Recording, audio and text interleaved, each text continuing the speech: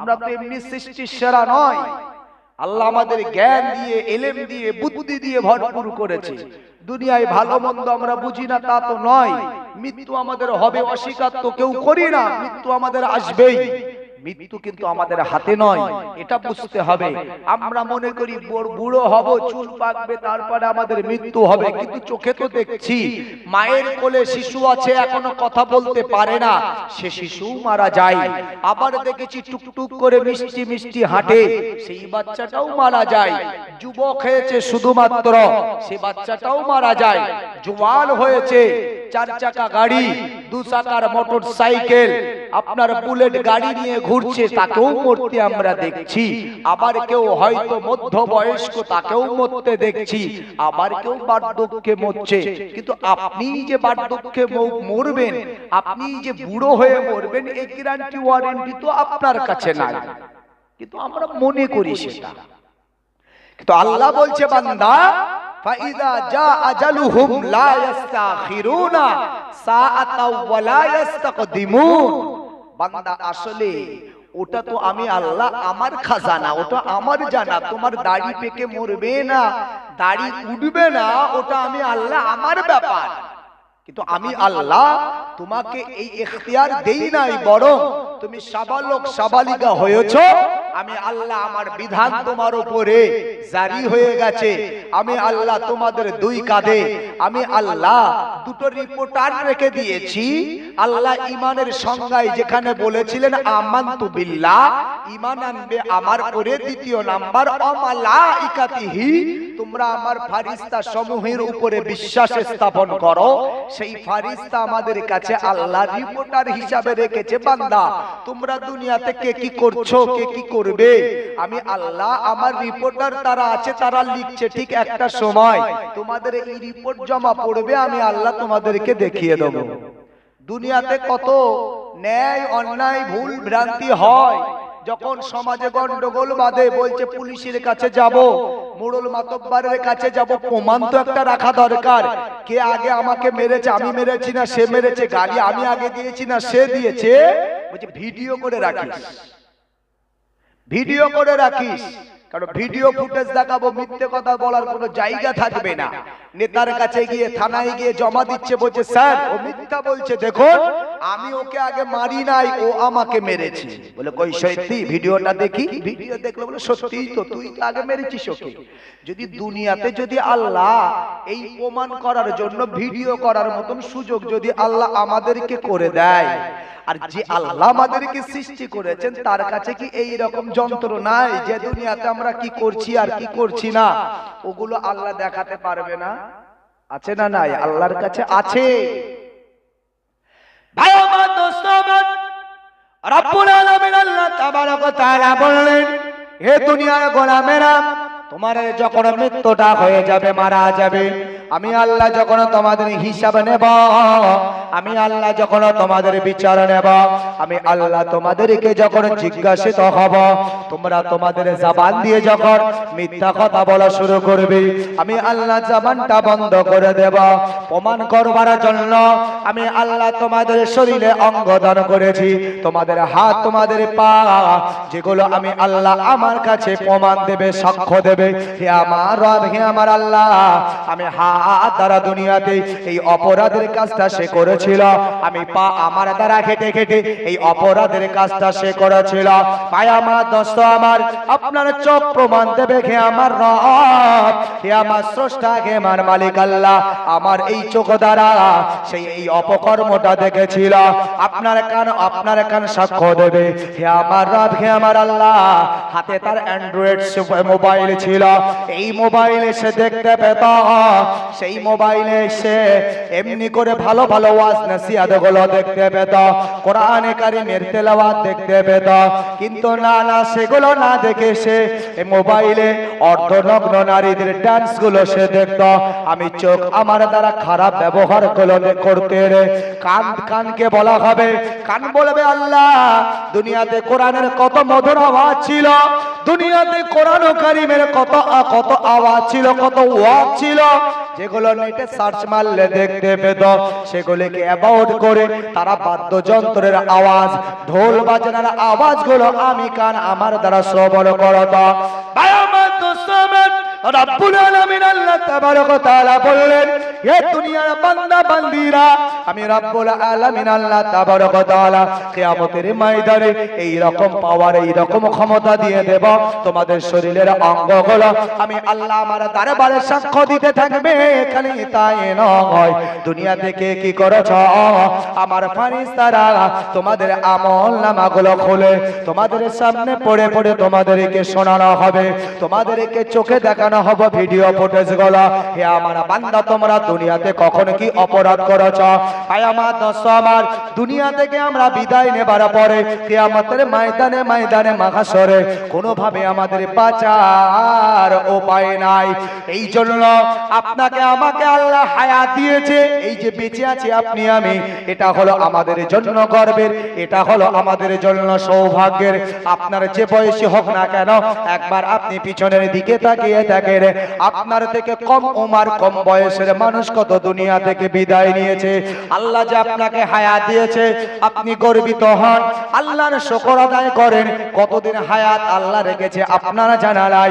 আল্লাহ বলছে, ফাইদা যা আজালুহুম লা ইস্তাখিরুনা সাআতাও ওয়া লা ইস্তাকদিমুন। হে দুনিয়ার গোলাম, হে দুনিয়ার বান্দা বান্দিরা, আমি রব্বুল আলামিন আল্লাহ তাবারক ওয়া তাআলা আমি তোমাদেরকে যথাসময় নির্ধারিত করে রেখেছি, যে সময়টা তোমাদের জন্য একটা সেকেন্ড আগে ও পরে হবে না। যথাসময়ে তোমাদের মৃত্যুটা হবে, এটা আমি আল্লাহ আমার আদেশ পাওয়া মাত্র তোমাদের কাছে আমার নিয়োজিত ফেরেশতা হযরতে আজরাইল আলাইহিস সালাম পৌঁছে যাবে। হে দুনিয়ার বান্দা বান্দিরা, মৃত্যুটা আমি তোমাদেরকে আমি আল্লাহ আমার গোপন খাজানার ভিতরে রেখেছি। কিছু গোপন খাজানা আমি আল্লাহ রেখেছি, যেটা দুনিয়ার মানুষকে আমি বুঝতে দেই নাই, জানতে দেই নাই। কারণ হলো আমি আল্লাহ তোমাদেরকে পরীক্ষা করতে পাঠিয়েছি, কে কতটুকু কি করেছ এটা আমি আল্লাহ দেখতে চাই। হে গোলাম, ওই জন্য আজ থেকে প্রতিজ্ঞাবদ্ধ হন, আল্লাহ যে আপনাকে হায়াত দিয়েছেন, কখন আপনার মওতটা হয়ে যাবে, কখন আপনার মৃত্যুটা হয়ে যাবে, কখন আপনার কাছে মালাকুল মউত আজরাইল চলে আসবে, আল্লাহ ভালো জানেন।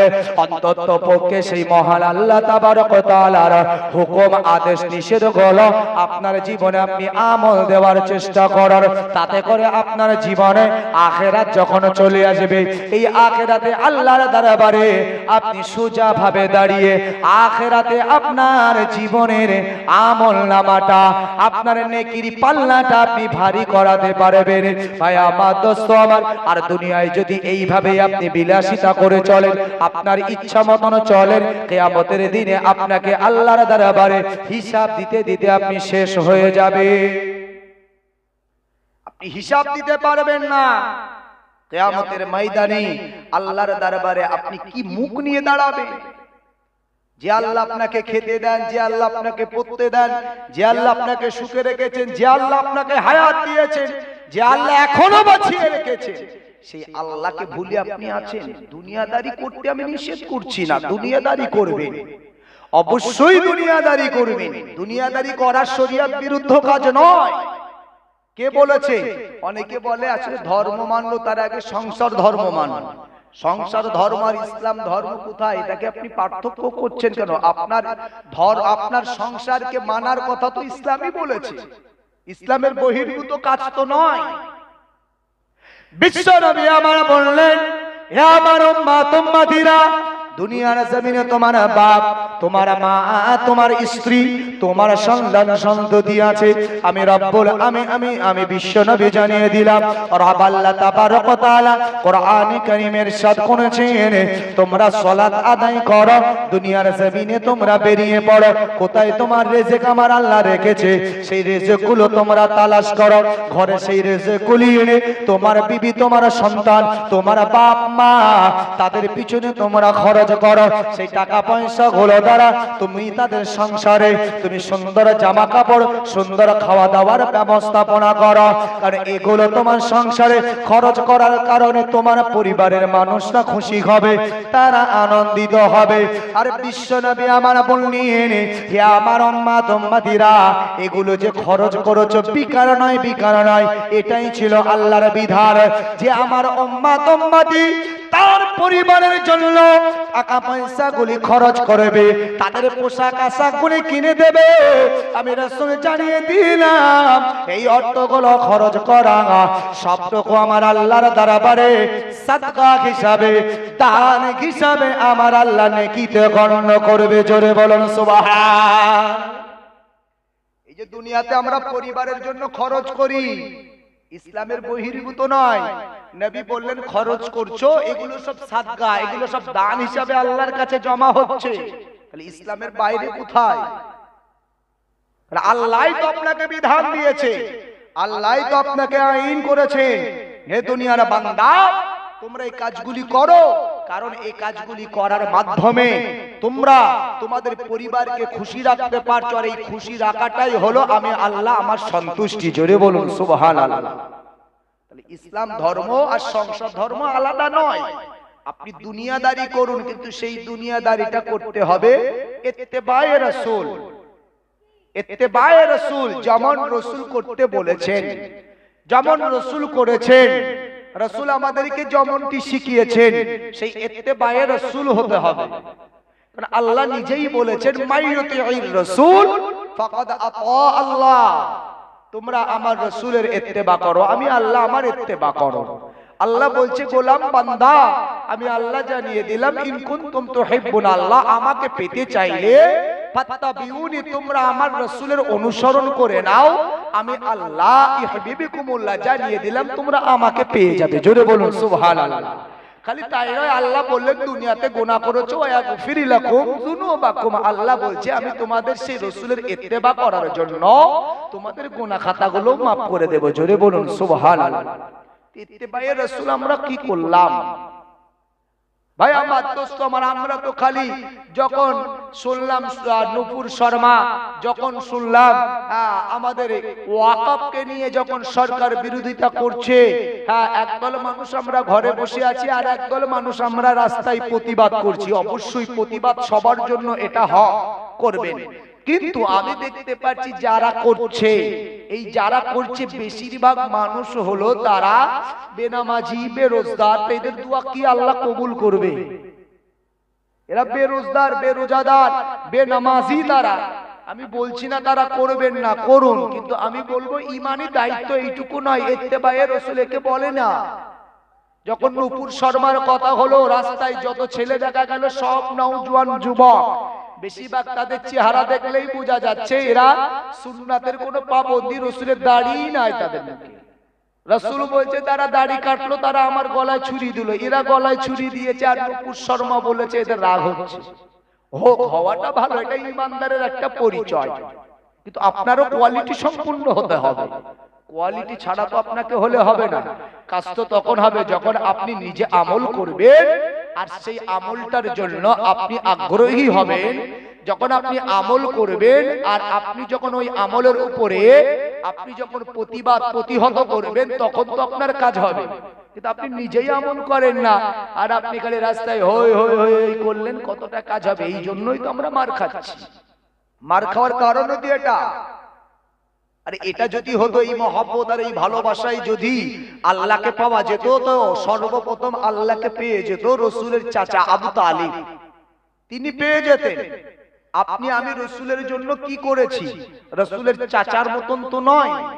যদি বলি ভালোবাসা, রাসূল নিজে বলছেন যে আমার চাচা এত ভালোবাসতেন, এত মহব্বত আমাকে করতেন, যে আমি কখনো কখনো রাসূলের ঘরে যখন, আমার চাচার ঘরে যখন প্রবেশ করতাম, কখনো দেখতাম আমার ছোট ভাই পরবর্তীতে রাসূলের জামাতা হওয়ার সুযোগ সৌভাগ্য যার হয়েছিল, হযরতে আলী রাদিয়াল্লাহু তাআলা আনহু।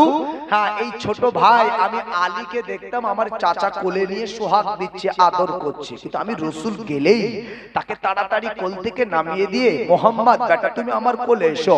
আমি রাসূল যেতাম আর আমাকে আমার চাচা আবু তালেব আমাকে আদর, আমাকে সোহাগ দিতেন। জোরে বলুন সুবহানাল্লাহ। চাচা বিশ্বাস করতেন না তা নয় যে রাসূল তিনি নবী। নবী বলেন, একদিন আমি ঘরের ভিতরে আল্লাহর সালাত নামাজ আদায় করছি, আমার সাথে আমার ছোট ভাই আলী। ইসলামের ইতিহাসে সবথেকে অল্প বয়সে পুরুষদের মধ্যে যিনি ঈমানের কালেমা গ্রহণ করেছেন তার নাম হলো হযরতে আলী রাদিয়াল্লাহু তাআলা আনহু। ছোটদের মধ্যে সর্বপ্রথম যিনি ঈমান গ্রহণ করেছেন।